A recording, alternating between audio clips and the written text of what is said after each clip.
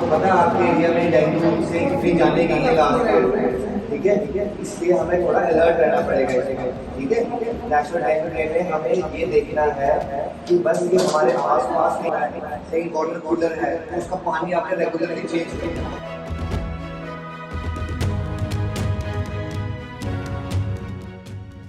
जिले में डेंगू से बचाव को लेकर स्वास्थ्य विभाग ने तैयारी शुरू कर दी है।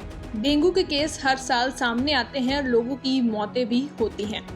जिला अस्पताल में डेंगू की जांच और उपचार की सुविधा उपलब्ध है। वहीं एक्सीडेंटल अस्पताल घगवाल में आज राष्ट्रीय डेंगू दिवस मनाया गया, जिसमें अस्पताल के इंचार्ज डॉक्टर राजीव मैगी और ईएनटी स्पेशलिस्ट डॉक्टर शकील ने लोगों को जागरूक किया।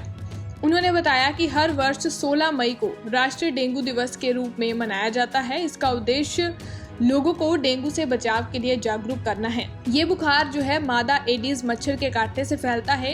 ये मच्छर रुके हुए साफ पानी में पैदा होता है और दिन में काटता है। संक्रमित व्यक्ति में काटने के 3 से 14 दिन बाद लक्षण सामने आते हैं और मरीज एक सप्ताह में ठीक भी हो जाता है। सांबा से अजय सिंह की रिपोर्ट। मैं डॉक्टर राजीव मैंगी एएच घगवाल में इंचार्ज हूँ। आज हमने यहाँ पे नेशनल डेंगू डे सेलिब्रेट किया है। मकसद इसका डेंगू डे सेलिब्रेट करने का ये है कि लोगों को जागरूकता हो कि डेंगू कैसे होता है, कि मच्छर के काटने से होता है, तो हमें उसके लिए क्या प्रिवेंशन लेनी चाहिए। क्योंकि डेंगू का सबसे अभी तक जो उपचार जो सबसे ज़्यादा है वो है प्रिवेंशन। वो प्रिवेंशन ये है कि हम आसपास जहाँ भी हमारे कहीं पानी जमा हो रहा है उस पानी को जमा होने से हम जितना हो सके रोकें। गर्मियों का सीज़न आ गया है, वाटर कूलर्स में जो पानी होता है, क्योंकि कूलर तो लगाते ही, एयर कूलर्स हो या वाटर कूलर्स हो, उनकी साफ़ सफाई रखें और उनसे जो पानी गिर रहा है वो एक जगह पर जमा ना हो ताकि डेंगू ना हो। क्योंकि लास्ट ईयर भी कुछ यहाँ पे आसपास जाने गई हैं सिर्फ डेंगू की वजह से। तो डेंगू के जो मेन साइंस जो हमने उनको बताए हैं कि फीवर, हाई ग्रेड फीवर आता है, जॉइंट पेन आता है, रैशेस हो जाते हैं, अगर आप थोड़ा सा खारिश करेंगे तो वहाँ पे ब्लीडिंग होने का खतरा होता है, तो इसकी वजह से किसी की जान भी जा सकती है। तो इसके लिए ये रेगुलर है कि यहाँ पे अगर आपको कुछ भी ऐसा सिम्टम लगता है, कोई फीवर आ रहा है, कुछ आ रहा है, वो डॉक्टर के पास जाएं, हेल्थ इंस्टीट्यूट में जाएं और अपना चेकअप कराएं। सबसे पहले अपना प्लेटलेट काउंट कराएं और उसके बाद वो आगे की प्रक्रिया करें।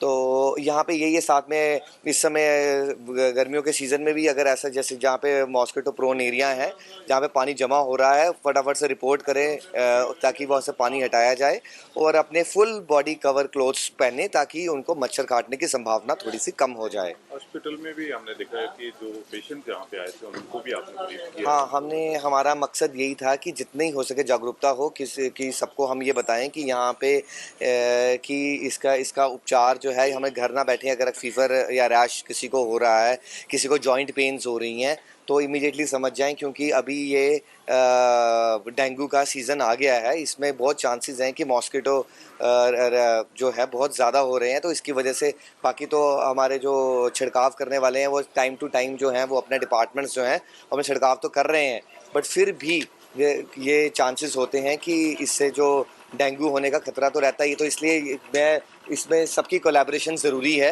लोगों की कोलैबोरेशन भी ज़रूरी है कि कहीं पे पानी जमा होता है वो देखते हैं, उनके एयर कूलर की वजह से या वाटर कूलर की वजह से कम उसको होना रोकें वो। और साथ में मॉस्किटो रेपेलेंट क्रीम्स जो हैं या जो गुड नाइट वगैरह जो हैं, जो बाकी जो सब इसके साधन है उसका उपचार भी करें। ये क्या लगता है मतलब सैनिटाइजर के साथ साथ फॉगिंग करना भी जरूरी है? आपकी तरफ से कुछ करवाया जाता है? हाँ, हमारी तरफ से भी फॉगिंग करवाई जाती है और म्यूनसिपैलिटी की तरफ से भी फॉगिंग करवाई जाती है टाइम टू टाइम।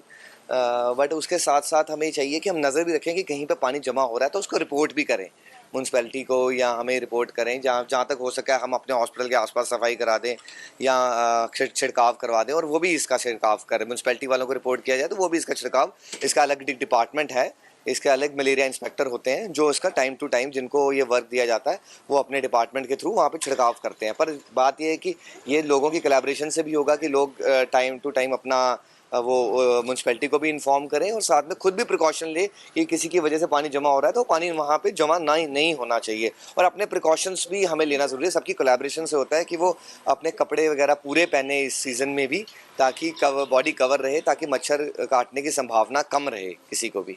और अगर किसी को ऐसा डेंगू जैसे लक्षण आ जाते हैं तो इमीडिएटली हॉस्पिटल में रिपोर्ट करें और जो इसका टेस्ट है वो एक करवाएं। Doctor Shakeel, I am consultant ENT.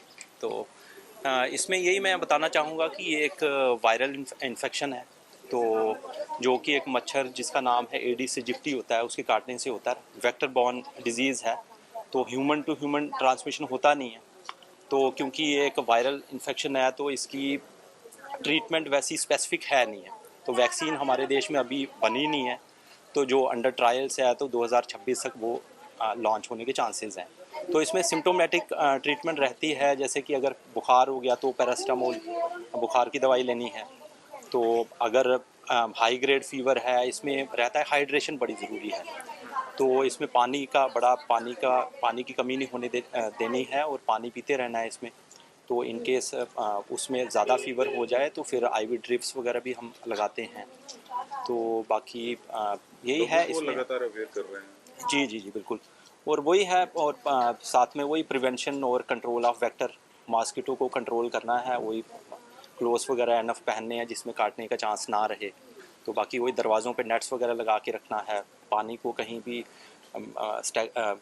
इकट्ठा होने नहीं देना है। तो यही रहती है, स्पेसिफिक ट्रीटमेंट तो है नहीं है, बाकी वही है, कंट्रोल रखिए, अपने आप को सुरक्षित रखिए।